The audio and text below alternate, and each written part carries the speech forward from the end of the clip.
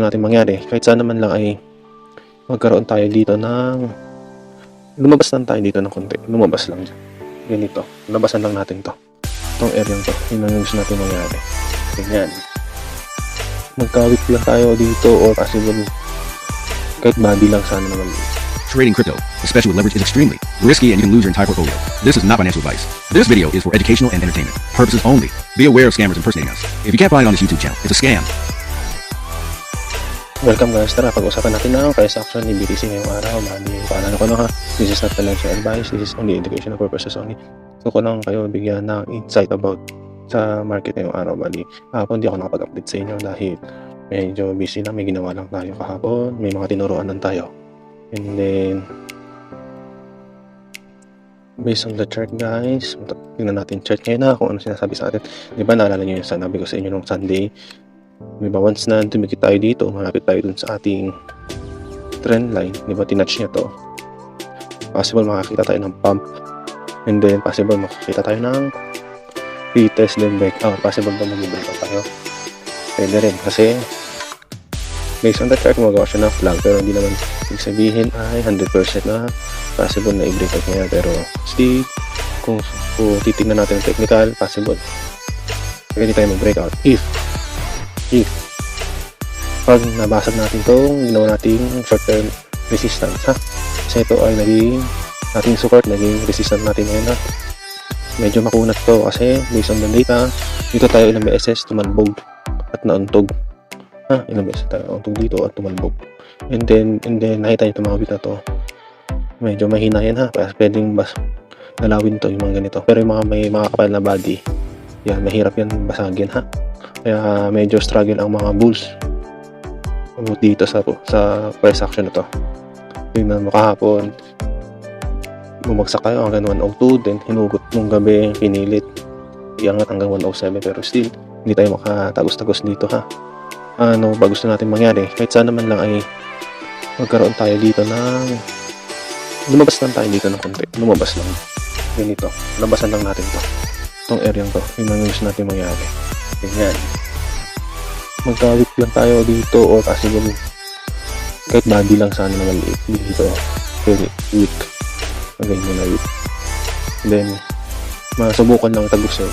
Then, expected nyo guys, makakita tayo ng yung last natin na sinukat is 130, 140 may BTC ha.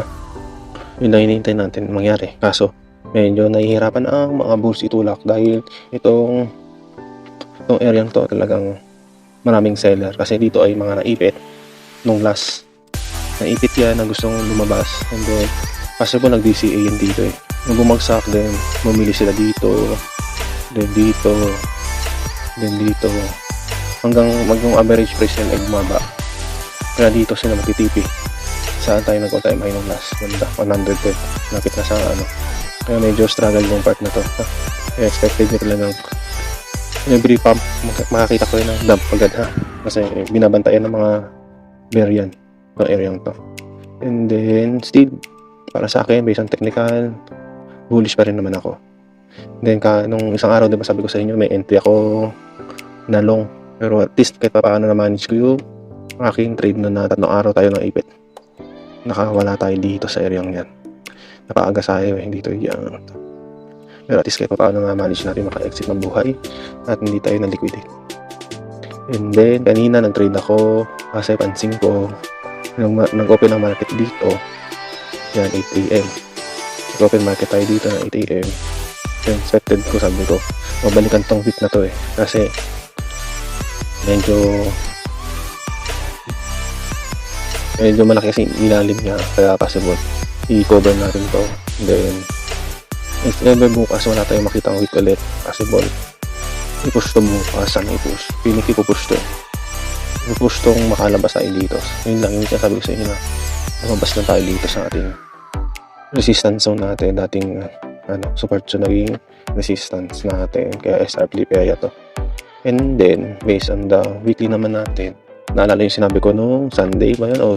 Sunday na yung Sunday is red candle tayo.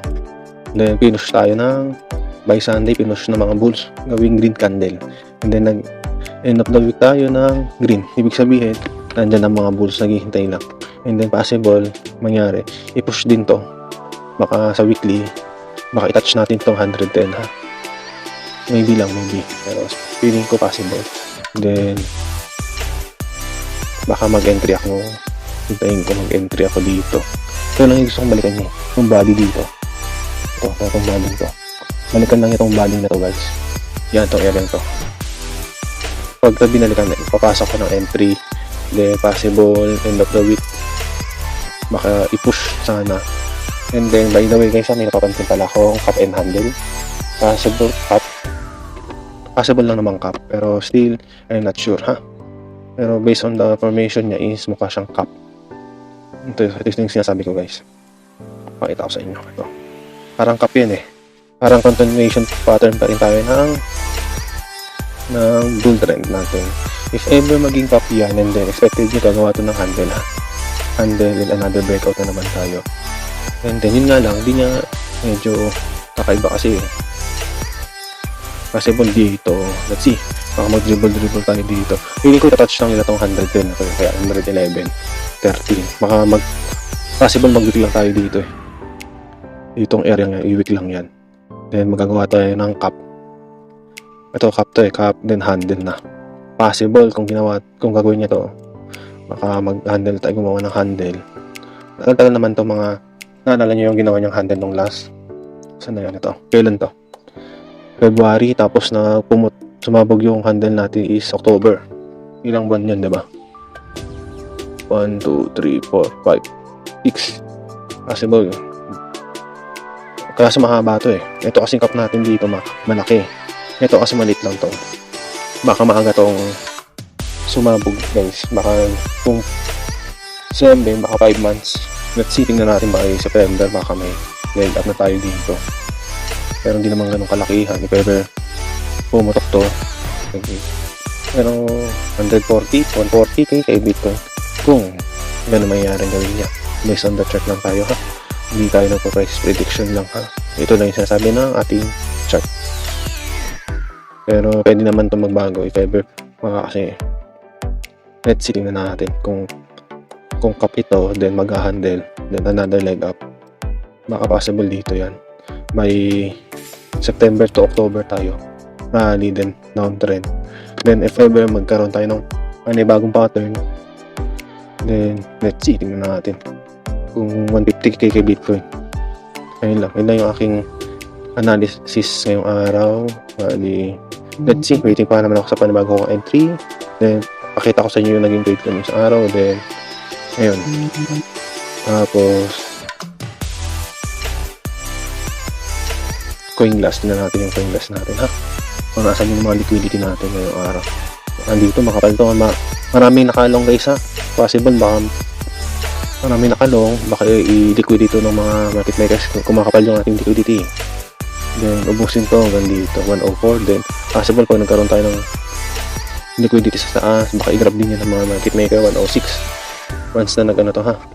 And then ano pa ba, ayun lang, wala naman masyado ngayon kasi still nandun pa rin tayo sa area kailangan nating tumagos 107 ha. Kailangan natin 106 to 107. Kailangan natin gumawa ng candle na lumabas dito. Yun lang. Dapat ipagawa tayong candle dito na lumabas dito sa ating resistance. Then doon tayo makakakita na another leg up. Yun yan. Then possible kung talagang cup and handle yung gagawin niya. And then let's see, tingnan natin yung kailan gagawin itong handle niya. Expect pwede yung gagawa siya handle. Then June, August, September. Then another breakout. Then gagawa muna ng konting sabihin natin, gagawa siya muna konting Bart Simpson. Ganyan. Then bago sumabog ganun. Let's see, tingnan natin. Ayun lang, tapos na yung naging trade ko nung isang araw. Then ito yung sinasabi ko sa inyo na naipit tayo ng 3 araw. Ito yun. Then ito yung kanina. Yan, nag-trade ako kanina, profit din ulit. Kasi nakita ko na untog tayo doon sa taas. Dito. Yan to, naguhit ko na yan. Then nauntog tayo dyan, sabi ko malakas to. Ayun, sakto. Kanina lang ako nag-out guys. Ayun lang, bali, paalala ko lang ha. Ay, baka napansin nyo, masyado mataas yung leverage ko. Pero okay lang yan kasi sabi ko nga, kung tama ang computation nyo, hindi kayo ma-liquidate ha. Basta tama ang yung mga position sizing, mahalaga yun. Margin, mahalaga din yun. Yung leverage, kahit pataas yung leverage yun, tama yung margin mo, hindi kayo maliliquidate. Goods tayo doon. Kahit mental stop loss kayo, kasi lagi ako mental stop loss ha. Hindi ako nagamit ng stop loss. Kasi sayang lang eh. Kasi kung puhunan mo na yun eh. Iba pa rin kasi pag mental. Gets mo na agad yung gagawin mong next na plan. Ahasa kayo mag-risk management. Yun lang. Kasi yung kailangan natin eh, risk management pa rin. Sa lahat ng trade. Ayun lang, paalala ko lang ha. This is not a financial advice about dun sa pinakita kong trade ha. Kasi magulat kayo, malaki yung aking PNL kasi naka 500 times tayo dito. Kaya malaki yung ating PNL. Then yung profit ko, goods din naman. Ayun lang. Then always remember lang guys, trend is your friend. Bye-bye. Trading is never as easy. But who say you can't have fun? In every minute you lend, the more you will enjoy. As you grow up in this industry, you will find yourself and so round yourself with people who will help you to grow up as trader. It's hard in the first place, but I am sure you will be successful. As a trader, always remember trend is your friend.